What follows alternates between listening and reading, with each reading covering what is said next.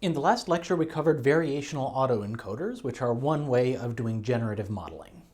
In the autoencoder approach, our goal is to learn latent variables that are then used for sampling from the generative distribution.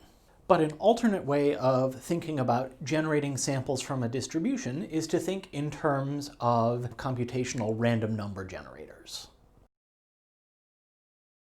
Whenever you use a random library in any programming language to generate samples from any random distribution, it always starts from a sequence of random or pseudo-random bits.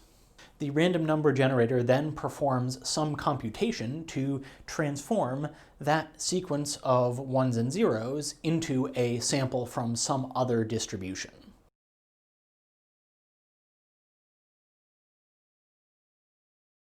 So this means that if we want to sample from a uniform distribution or from a beta distribution or from any arbitrary random distribution, there is some function in the random library that is transforming a sequence of random bits into some other output. And the way these are constructed, many other distributions are built on top of uniform distributions. So in some cases, the random number generator will start with its zeros and ones, transform that into a sample from a uniform distribution, and then subsequently transform that uniform distribution sample into a sample from something else.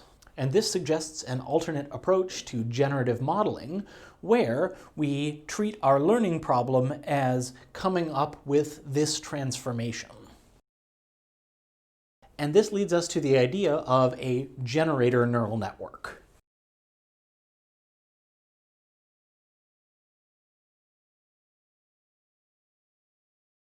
A generator neural network takes as input random noise and then transforms that random noise into a random sample from some data distribution. So, for example, if our data set was images of puppies, then the goal of this neural network is for any given input noise to produce a random picture of a puppy. So our goal is to train this neural network to perform the transformation that takes random noise and turns it into a sample from our data distribution. But how can we train the neural network to do this? Well, the key idea is to use an additional neural network.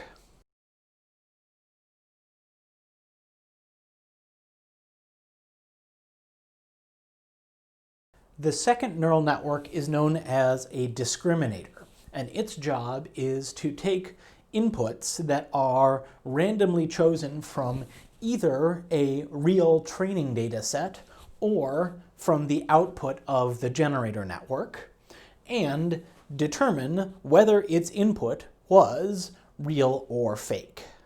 And so these are known as adversarial networks. The generator network is trying to produce samples that are close enough to the distribution of real data that they can fool the discriminator network, whereas the discriminator network is trying to distinguish the outputs of the generator from the real data.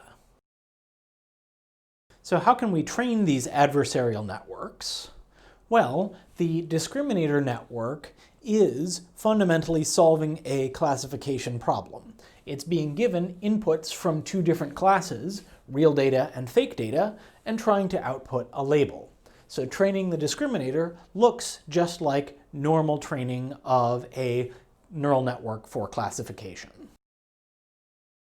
But how should we train the generator neural network to produce outputs that have the potential to fool the discriminator? The key idea is that we can propagate gradients all the way back through the discriminator network and into the generator network. So we can think of this output of the generator network that becomes the input to the discriminator network as just another hidden layer, and pass the deltas back through this combined network, allowing us to figure out how we need to update the weights in the generator network in a way that improves its objective function. So this raises the question of what loss function do we want to use for the generator network? And a first idea is that we could simply use minus the loss from the discriminator network. The discriminator is performing a classification task where its loss will be minimized if it perfectly predicts whether its inputs were real or fake. But the generator's objective could be exactly the opposite, where its loss is minimized if it perfectly fools the discriminator. But this isn't our only option for a loss function for the generator. If we wanted to use some other loss function in training our generator network, we could still propagate the deltas through the discriminator into the generator network, but then only update the generator network based on that loss. So we could use some other loss function and still figure out the gradient of that loss function with respect to just the weights in the generator network, and then update just the generator network based on that other loss function. So one option is to use the same loss function with opposite signs for the two networks, but we also have the option of using different loss functions for these two networks, and we would just have to propagate both loss functions through the discriminator so that the generator's loss could then reach the weights in the earlier network. And this becomes important if we want either the generator or the discriminator to solve a more interesting problem. In particular, we might want either or both of the networks to not just give any data samples, but to give data samples for specific categories. So, for example, we could add some additional information to the generator's input where it is given both noise and a label that it should condition its sample on.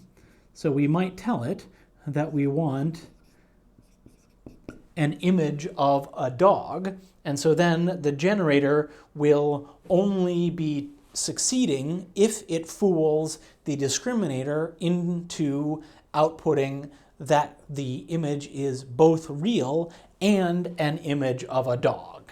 And so then the discriminator would be doing a more complicated classification task where it is not just predicting real or fake, but rather is predicting that it's either fake or that it came from one of many possible categories.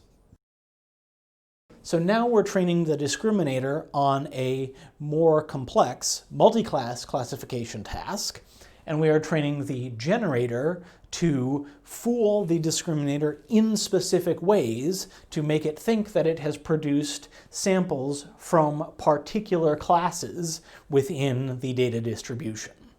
And so in these more interesting cases, we can't just use the same loss for the two different networks. We need to figure out what is the function that the generator is trying to optimize and what is the function that the discriminator is trying to optimize, and choose appropriate loss functions for optimizing each of those two different problems.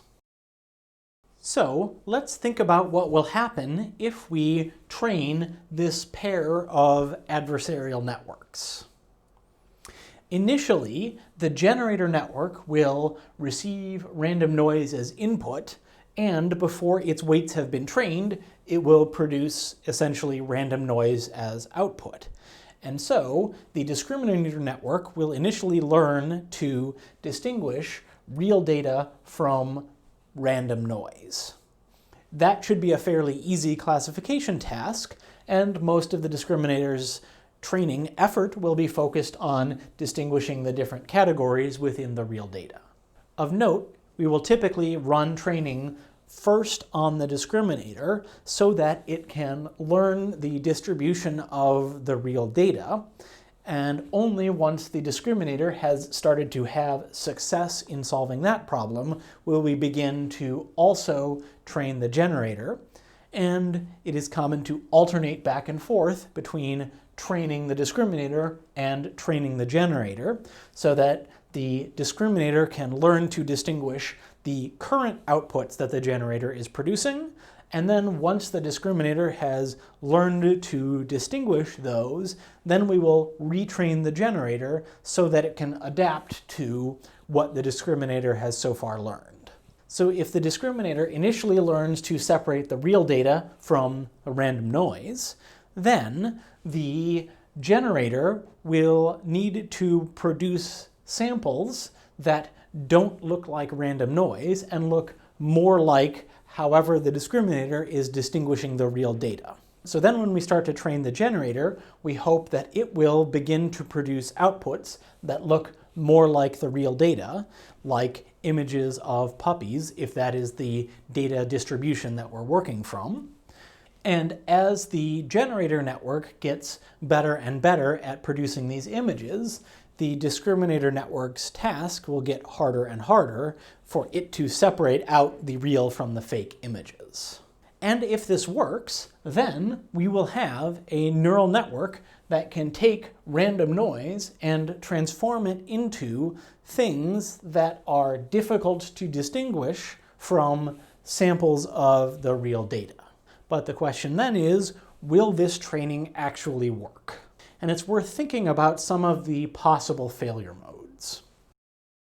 The main failure mode that we're worried about is the possibility that the generator network will somehow manage to just produce samples that are straight from the true data distribution. A worst case would be if the generator learns to output one specific image that matches exactly with one of the images in the data set. But if that were the case, if the generator network were learning to always produce the same output, no matter what random noise it was given, then the discriminator could achieve quite high performance by simply outputting fake on that particular image and outputting real for all of the others. And it would get one of its inputs from the real data set wrong, but by getting the rest of them and all of the fake ones correct, it would achieve very low loss. And so if we've set up our loss function for the generator correctly to be trying to fool the discriminator, this will not be minimizing the generator's objective when we go and retrain the generator. So it's reasonable to expect that the generator will succeed in spreading out the outputs that it produces and not just producing the same sample every time. But what if the generator network learns to just reproduce some subset or even the entirety of the actual data set? Then it would definitely succeed in minimizing its objective function.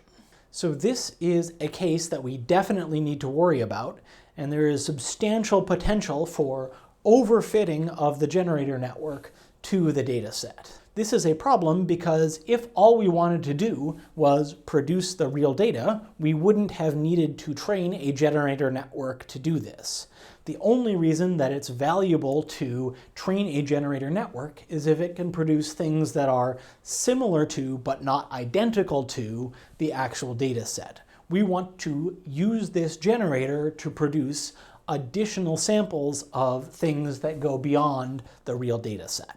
So when training generative adversarial networks, to avoid overfitting, we want to be very sure that we are not giving the generator too much opportunity to memorize the actual data. This is why the real data set is not an input to the generator network. The only opportunity that the generator has to learn from the real data is when the real data influences the weights in the discriminator network, and then the weights in the discriminator network influence the loss that is passed back to the generator. So it's reasonable to hope that the generator will be unable to directly memorize the data, but even still, we need to be very careful that we don't present the same data too many times. But if all of this succeeds and we can train a generator network where we can tell it to give us a sample from a particular class, or we could, instead of giving class labels, we could give it other features that we want it to condition on. We can use the generator network to produce data samples that are useful for other purposes. For example, this is an important way that we could potentially augment the data that we use for training neural networks on other problems.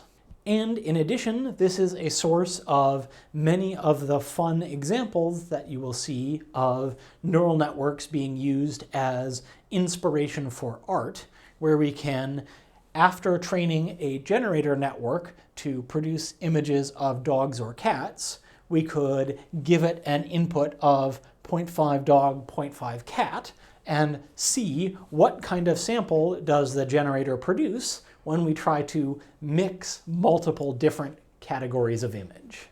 So I will find some examples to share of using generative adversarial networks for art, and I will find some examples for us to discuss later in the week of using generative adversarial networks to produce data that improves our ability to train neural networks to solve other important problems.